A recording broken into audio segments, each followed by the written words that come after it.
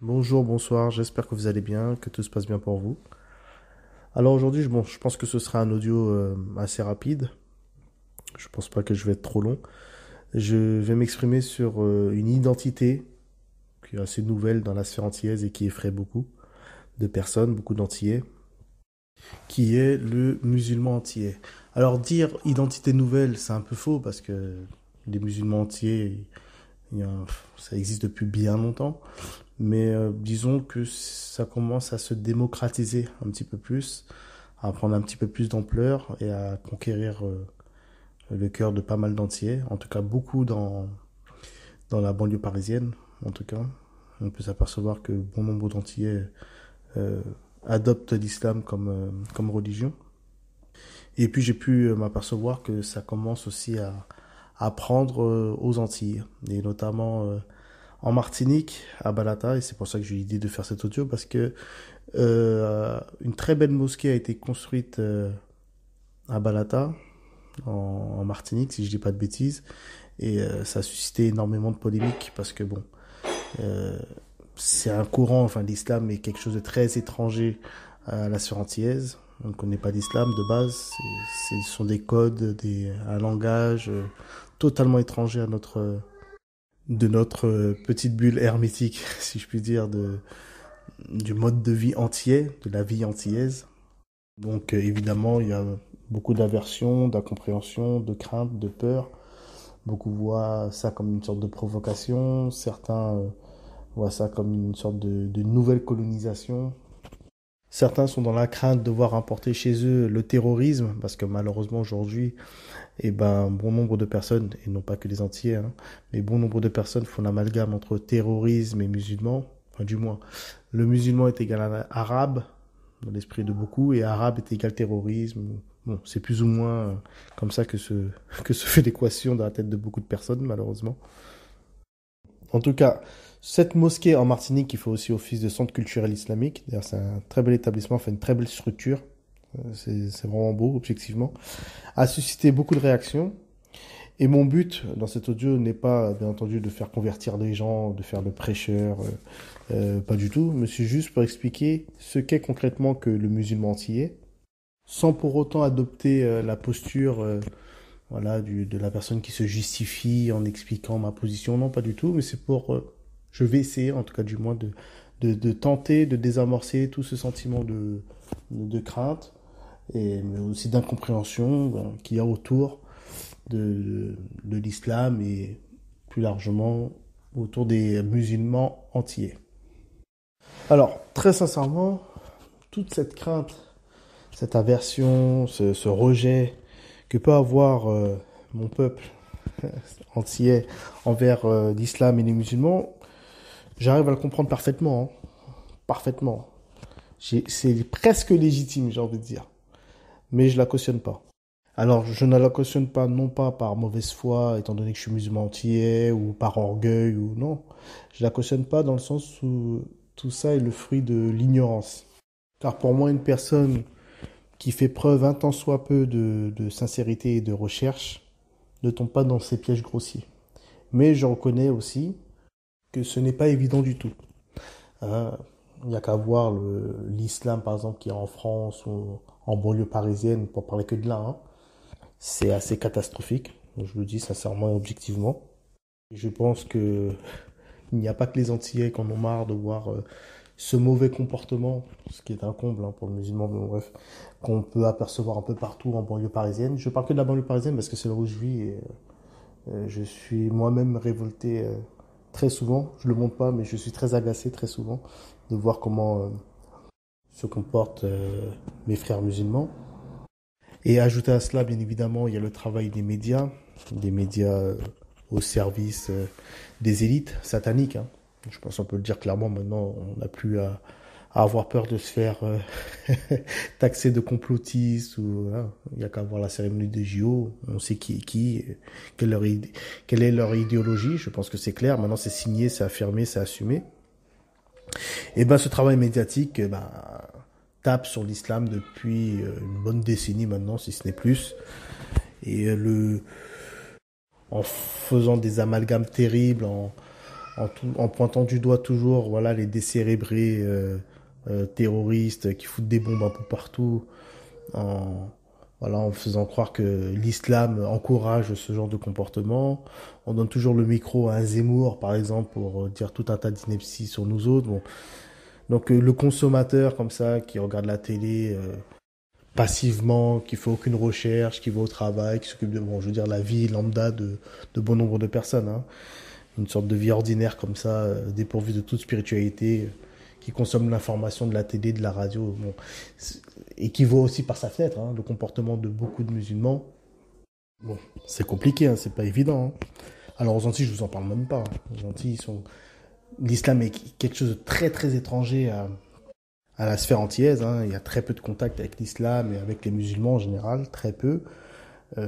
Ils entendent au loin ce qui se passe un peu en France. Bon, ils doivent certainement trouver ça étrange, bizarre, voire peut-être effrayant, mais et c'est logique, ils doivent se dire, bon, c'est bien, mais que tout ça reste là-bas, on veut pas voir ça chez nous. Ça me paraît assez logique, hein. Enfin, du moins, j'arrive parfaitement à comprendre leur raisonnement, mais la réalité n'est pas celle-là. La réalité est qu'il y a un travail de diabolisation de l'islam. L'islam est attaqué extérieurement et intérieurement. Et d'ailleurs, les attaques extérieures de l'islam s'appuient souvent sur les névroses et sur les, les mauvaises graines qui germent au sein même de cette communauté. Hein, parce qu'il y a, pour diaboliser quelque chose, il faut qu'il y ait de la matière. Et bien entendu, il y a beaucoup de matière aujourd'hui, malheureusement, pour attaquer l'islam, hein. C'est-à-dire qu'on donne, les musulmans donnent souvent le bâton pour se faire battre. Ça, c'est une réalité aussi. Bon, bien entendu aussi, il y a des gens qui, les adversaires font souvent preuve aussi de mauvaise foi, mentent de manière éhontée sur nous autres, mais mais il faut reconnaître aussi que très souvent, cette diabolisation, pour me répéter encore une fois, s'appuie sur des choses réelles. Alors, il faut rajouter aussi que l'antillais, étant donné que l'antillais est toujours inféodé à l'État français, à la République française, eh ben, le peuple antillais, lui, voit tout et juge tout sous le prisme des lunettes républicaines. Alors, pas tous les Antillais, bien entendu, mais bon nombre d'Antillais jugent en fonction des codes et des valeurs républicaines. En fait, c'est la République qui donne le là, et l'Antillais suit, en tant que mentalité de colonisé. C'est-à-dire que si la République demain diabolise l'islam, l'Antillais diabolisera l'islam aussi, car le maître républicain lui aura demandé. Et il est bon de rappeler qu'il y a des incointances entre la République et la franc-maçonnerie, pour ne pas dire consubstantialité, hein, parce que c'est presque consubstantiel aujourd'hui. Je parle bien entendu de la franc-maçonnerie déviée. Donc, la République a mené une guerre depuis bien longtemps sur tout ce qui a trait à la tradition. Et toutes les traditions, pas que l'islam. Le catholicisme a été longtemps attaqué. On a mis en lumière longtemps tous ces dérives de pédophilie chez les prêtres et chez d'autres personnes, en tout cas dans la sphère catholique. Et encore une fois, le système s'appuie toujours sur des choses réelles. C'est-à-dire qu'il y a toujours de la matière pour diaboliser. Très souvent, ça se passe comme ça. C'est ce qui donne du poids justement à leur diabolisation. Et j'ai envie de dire, c'est l'œuvre du diable, hein. Le diable, c'est la parodie, hein. Il aura souvent tendance à s'appuyer sur la vérité pour la détourner, hein. Mais il s'appuie sur quelque chose de véridique. Donc ça a toujours été le même procédé, c'est-à-dire s'arrêter sur des cas isolés, hein, des obsédés sexuels, des dangereux, des tarés, des décérébrés, tout ce qu'on veut, et en faire une généralité. Et de faire croire que l'essence même de ces religions, c'est ça. C'est-à-dire ces déviances, c'est-à-dire la pédophilie chez les catholiques, le terrorisme chez les musulmans. Bon, ça a toujours fonctionné comme ça. Et la République, elle, a longtemps œuvré pour ça, pour cette diabolisation. Car son fantasme à elle, c'est de créer une communauté républicaine. Faire en sorte que tous les habitants sur le territoire soient soumis aux valeurs républicaines. En annihilant, bien entendu, le bagage religieux, c'est-à-dire le rapport à Dieu qui sera validé par la République, sera validé par celle-ci uniquement si ces paroisses, enfin du moins ces courants spirituels, soient inféodés aux principes et aux valeurs républicaines. Donc en gros, aujourd'hui on vous dira que la religion est du domaine du privé, c'est-à-dire que vous priez dans votre chambre, mais dans la vie de tous les jours vous êtes républicain. Et vous devez vous soumettre aux valeurs de la République. Donc liberté, égalité, fraternité, qui dans l'absolu, n'est rien d'autre que le libéralisme, l'égalitarisme et le frérisme. C'est tout autre chose. Je suis déjà expliqué, je me suis déjà exprimé sur ce sujet dans mes précédentes vidéos. Donc voilà, en gros. Il y a aussi une autre raison qui explique tout ce rejet chez les Antillais. C'est que, on va dire, ces dernières années, il y a une dynamique d'insoumission, de vent de révolte au sein de notre population, et qui fait énormément plaisir d'ailleurs, et qui gagne de jour en jour le cœur de la masse. Il n'y a qu'à voir le comportement, la prise d'opposition des Antillais face à cette propagande, cette pub là pour les vaccins qui était insupportable. Les Antillais n'ont pas perdu la face. L'écrasante majorité ne se sont pas soumis. Il y a aussi cette posture aussi de déconstruction. Donc il est vrai qu'il y a des petites odeurs un peu par moments de wokisme, mais il n'en est rien pour moi. Mais en tout cas c'est l'époque où on veut tout déconstruire, et il y a aussi cette dynamique de vouloir déboulonner les statuts, rebaptiser les noms de rues, les noms de communes. Et je vais pas vous mentir, c'est vrai que c'est encourageant et ça fait plaisir. Il y a aussi le désir de vouloir se rapproprier l'histoire, son histoire.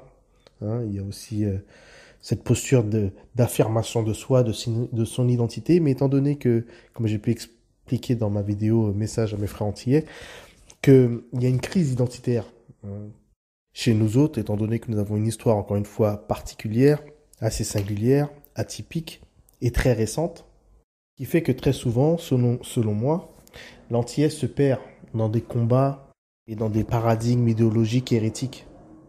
Comme cette façon de vouloir se reconnecter avec l'Afrique, que j'approuve totalement. Je pense qu'il faut se réconcilier avec l'Afrique une bonne fois pour toutes. La nouvelle génération, là-dessus, n'a aucun problème. C'est plutôt l'ancienne génération qui tiquait un peu là-dessus. Ça, je suis d'accord à 100%, j'approuve. Mais attention à ne pas s'égarer, car malheureusement, beaucoup tombent dans l'essentialisme. Vous voyez, pour eux, l'Afrique, vous voyez, ce grand bloc continental énormissime, ne fait qu'un, et que le noir ne fait qu'un. Pour beaucoup, l'Africain est un. Et je suis désolé de te dire, c'est faux, c'est un mensonge. Il y a une pluralité de peuples, d'ethnies, comme j'ai pu le dire maintes et maintes fois, des traditions différentes, des coutumes et des cultures différentes. Certes, le point commun sera l'identité nègre, notre négritude, mais encore une fois, le taux de mélanine n'est pas un critère assez fort pour fonder une communauté. Et il en va de même pour la race blanche. La race blanche, il y a pléthore de communautés, de peuples, de langues, de codes, qui fait que ça ne peut pas fonder une communauté, la race blanche. Je veux dire, entre le russe, le français, l'espagnol, le danois, le portugais, il y a des différences assez grandes. Je suis désolé, entre Macron et Poutine, il y a vraiment un monde qui les sépare. Mais cet essentialisme du noir et de l'africain est souvent ce qui caractérise l'individu qui est exogène au continent africain. Et pour preuve, le kémitisme, par exemple, ce courant qui est assez récent, qui est un courant noir s'appuyant sur les principes traditionnels égyptiens, qui est très en vogue dans la sphère antillaise, mais notamment dans la diaspora afro de France, qui arrive à conquérir beaucoup les cœurs des Africains d'origine d'Afrique centrale, que j'ai remarqué, et des Antilles également. Et ben ce courant kémite, là, le kémitisme, a pris naissance aux États-Unis et séduit beaucoup d'Antillais. Et bien évidemment, tous les Antillais ne sont pas kémites, en tout cas la nouvelle génération. Et force est de constater que beaucoup en adoptent la posture, c'est-à-dire une posture très afrocentrée. Toute chose est appréciée uniquement que sous le prisme de la négritude. Et bien évidemment, cela ne pouvait avoir que des conséquences néfastes. Parce que partant de ce postulat, le nègre, en final de compte, est vu comme divinité.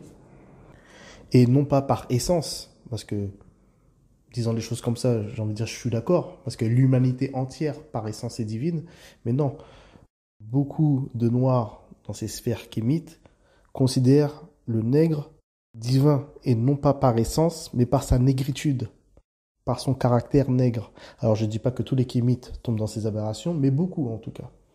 Et d'autres encore tombent dans des syncrétismes afro, j'ai envie de dire, idéologiques, traditionnels. Vous voyez, ils font leur petite salade quoi, entre kémitisme, afrocentrisme, panafricanisme, vaudouisme, animisme. Il y a une sorte comme ça de grosse salade syncrétique, mais acceptée car nègre, vous voyez, où là-dedans se confondent spiritualité, tradition, paradigme politique. Bon, le simple fait de se réconcilier avec la négritude conforte malheureusement certaines personnes dans leur posture hérétique. Car pour eux, étant donné que tout ça a trait de près ou de loin au noir ou à l'Afrique, et ben de facto ne peut être que légitime, donc validé. Donc encore une fois, cette dynamique de vouloir se réconcilier avec l'Afrique, avec la négritude, je l'approuve entièrement et totalement, mais attention de ne pas tomber dans d'énormes confusions. Car détrompez-vous, l'être aliéné n'est pas l'individu qui a perdu de vue ses racines mondaines. Du moins pas forcément. L'aliénation première, j'ai envie de dire la seule aliénation, c'est cette perte de connexion avec le divin. Donc un individu ou un afro, si vous préférez, qui se réconcilie avec les racines noires ou africaines, mais qui n'est pas en contact avec le divin, est une personne aliénée.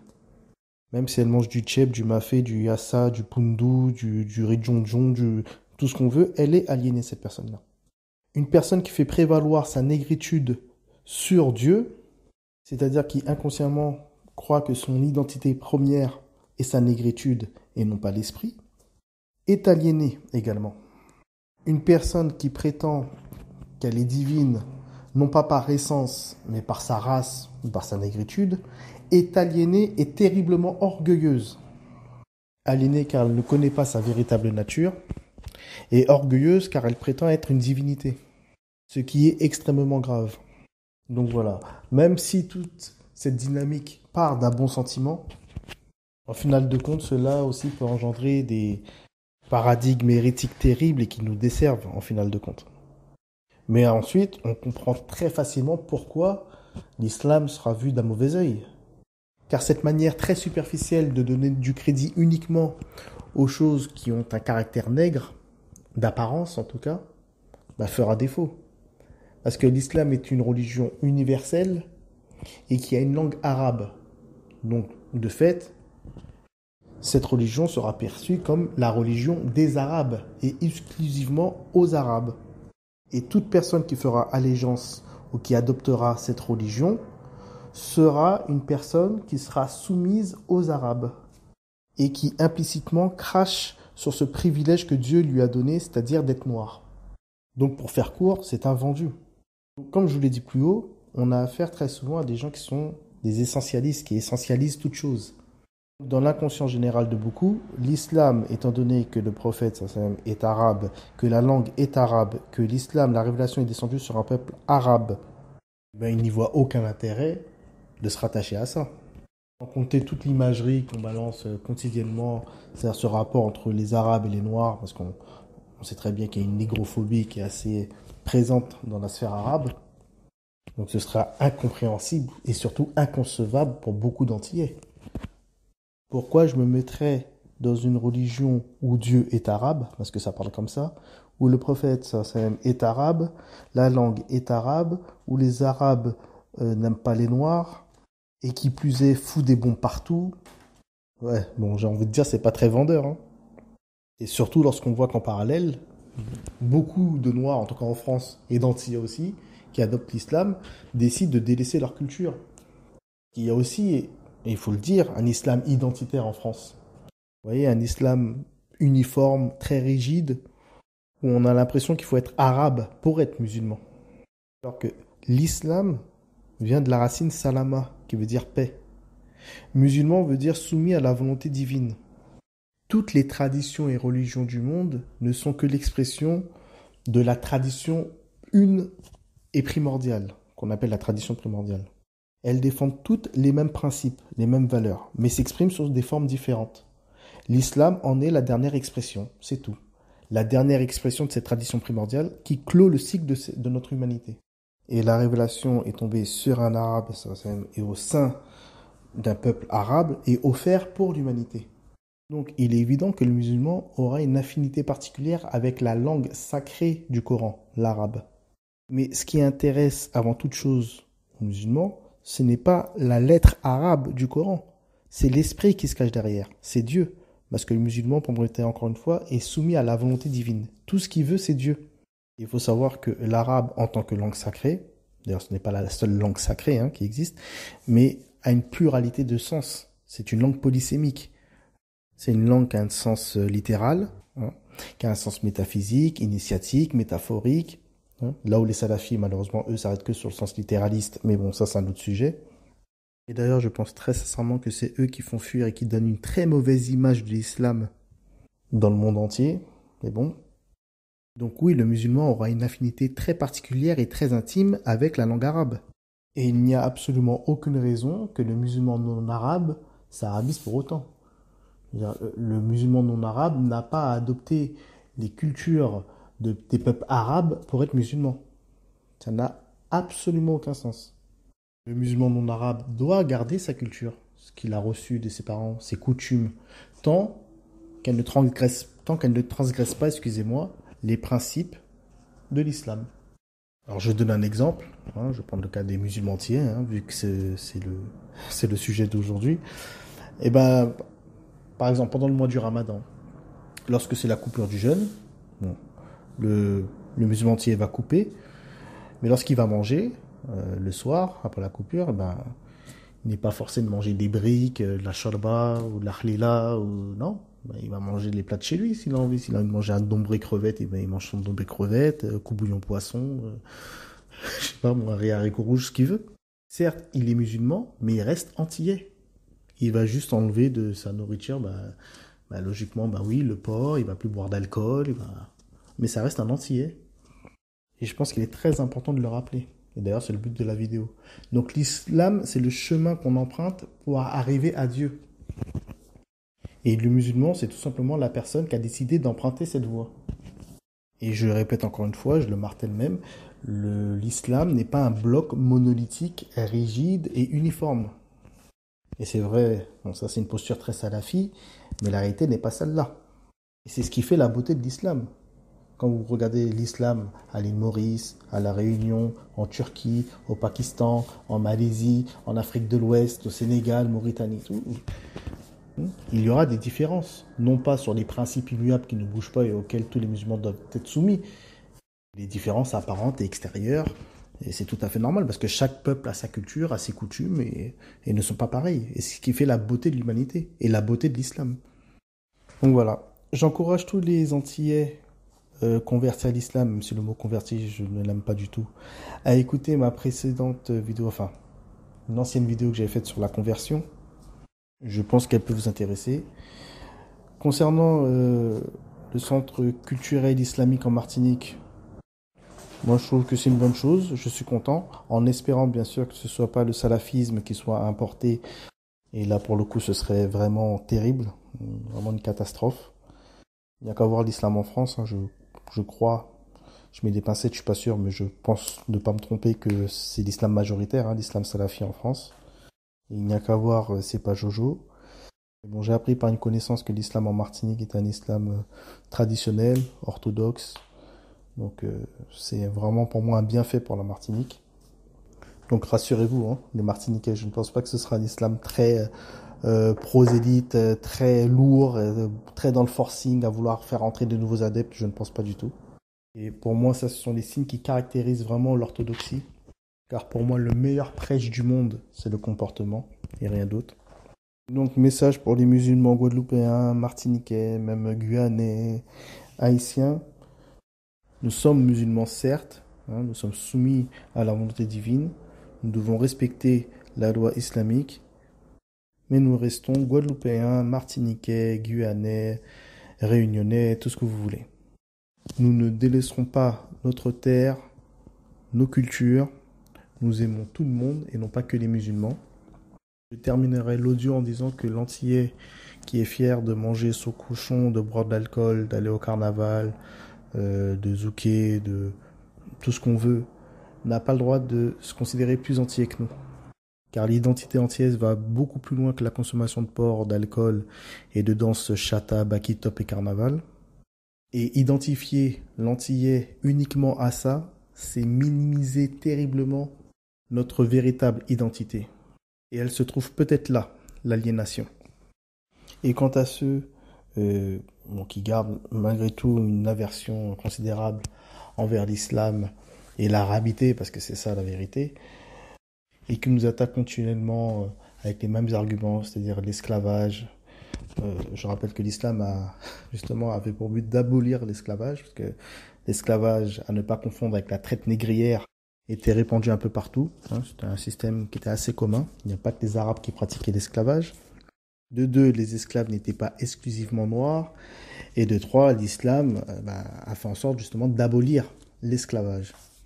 Et j'encourage tous les auditeurs à se procurer le livre de Mohamed Diarra, qui est un savant musulman soninké et qui a écrit un livre sur le sujet, Esclavage en islam. Très bon livre, excellent livre que je vous conseille de lire. Donc le musulman antillais ou le musulman noir bien compris est un noir qui soumet sa négritude à la volonté divine. Voilà ce que veut dire musulman noir ou musulman antillais. Sur ce, je vais vous laisser. Prenez soin de vous et de vos familles. Retour à la tradition, retournons au spirituel, retournons à Dieu. Et puis on se dit à très bientôt si Dieu veut pour une prochaine vidéo. Prenez soin de vous et de vos familles. Paix sur vous tous. Ciao.